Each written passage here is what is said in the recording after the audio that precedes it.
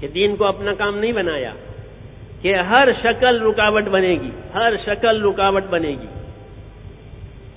اور وہ اپنی طرف اس کو بلاوے گی، پھانسے گی،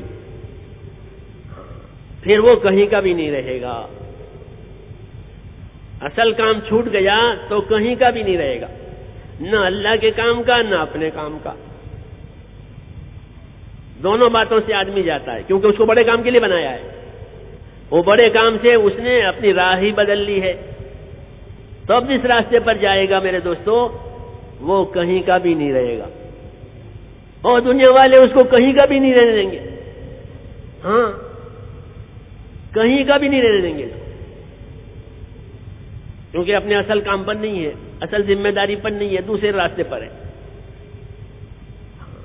تو اس کی ہمدردی کریں گے وہ بھی غلط کریں گے، ہاں ہمدردی جو کریں گے نا وہ بھی غلط کریں گے۔ ہم لوگ جب مدرسہ میں پڑھتے تھے عربی کی ابتدائی کتابیں عربی ادب سیکھنے کے لیے، تو اس میں چھوٹے چھوٹے قصے آتے ہیں، تو اس میں ایک قصہ تھا، یہ اس پر کہہ رہا ہوں کہیں کا بھی نہیں رہے گا، جس کام کے لیے بنایا گیا، جس کام کے لیے اس کو مقرر کیا، جب وہ اس کا نہیں پھر کہیں کا بھی نہیں، تو اس میں ایک قصہ لکھا تھا، یہ سمجھنے کے لیے کہہ رہا ہوں کہ ایک بادشاہ تھا، اس نے ایک باز پال رکھا تھا، شکاری باز جو جانور ہوتا ہے پرندہ، اسے پرندوں کا شکار کیا جاتا ہے، اسے تعلیم دی جائے، تربیت کی جاتی ہے اس کی، وہ شکار کرتا ہے، اشاروں پر چلتا ہے، ہاں شکاری جانور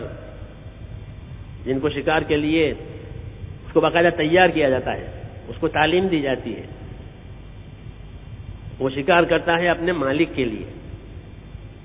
شریعت نے بھی اس کے شکار کو حلال بنایا، مگر اس کی شرطیں رکھی ہے جو کتابوں میں لکھی ہوئی ہے کہ اتنی شرطیں اس جانور میں پائی جاوے تو وہ اس کا شکار حلال ہے، مر جاوے تو بھی۔ اور وجہ اس کی یہی لکھی ہے کہ یہ شکار اپنی خواہش کے لیے نہیں کر رہا ہے، اپنے مالک کے لیے کر رہا ہے، ہاں تو خیر وہ تو کتابوں میں لکھی ہوئی بات ہے کہ کیا شرطیں ہیں، مجھے تو وہ قصہ سنا آپ کو۔ تو وہ شکار وہ باز پال رکھا تھا بادشاہ نے، شوقین تھا وہ شکار کا۔ ایک مرتبہ وہ باز کہیں اڑ گیا محل میں سے، اور اڑ کر کے ایک بڑھیا تھی اس کی چھپریا بجا کے بیٹھ گیا۔ وہ باہر نکلی بڑی بھی، دیکھا کہ ایک جانور بیٹھا ہوا ہے، چونکہ وہ مانوس تھا انسانوں سے، وہ اڑنے والا تو تھا نہیں دیکھ کر کے، تو وہ مانوس نہ وہ پکڑ لیا اس کو بڑی بی نے۔ جب اس کو پکڑ لیا تو وہ بڑی بھی بوڑھے ہوتے ہیں تو ان میں شفقت آ جاتی ہے، دادا دادی نانا نانی اکثر یہ شفقت والے ہوتے ہیں، عمر بڑی ہو گئی تو دوسرا جذبہ پیدا ہوتا ہے شفقت کا، تو دیکھا اس کو کیا اتنا کیسا جانور ہے، پھر اس کو دیکھا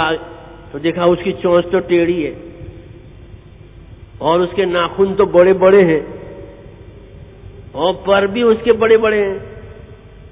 تو بڑی بی کو بہت رحم آیا، ہاں کہ ارے یہ بیچارہ جانور، اس کی تو چونچ ٹیڑھی ہو گئی ہے، یہ کیسے کھاتا ہوگا دانا، کبوتر کی چونچ سیدھی دانا چگنے کے لیے، اس کی چونچ ٹیڑھی گوشت نوچنے کے لیے، تو اللہ کی تخلیق ہے،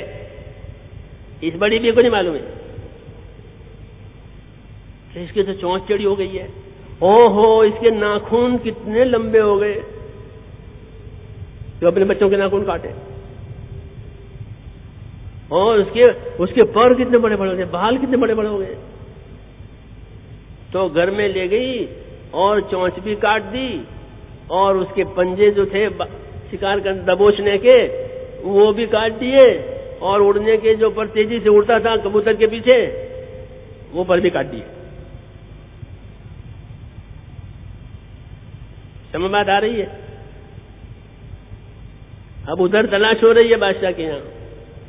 یہ باز کہاں چلا گیا، بہت قیمتی ہے۔ تو اس کے آدمی ادھر ادھر پھر رہے ہیں تلاش میں، تو ہوتے ہوتے یہاں پہنچ گئے، تو بڑی بی کے یہاں مل گیا وہ، تو دیکھا اس کی حالت کو،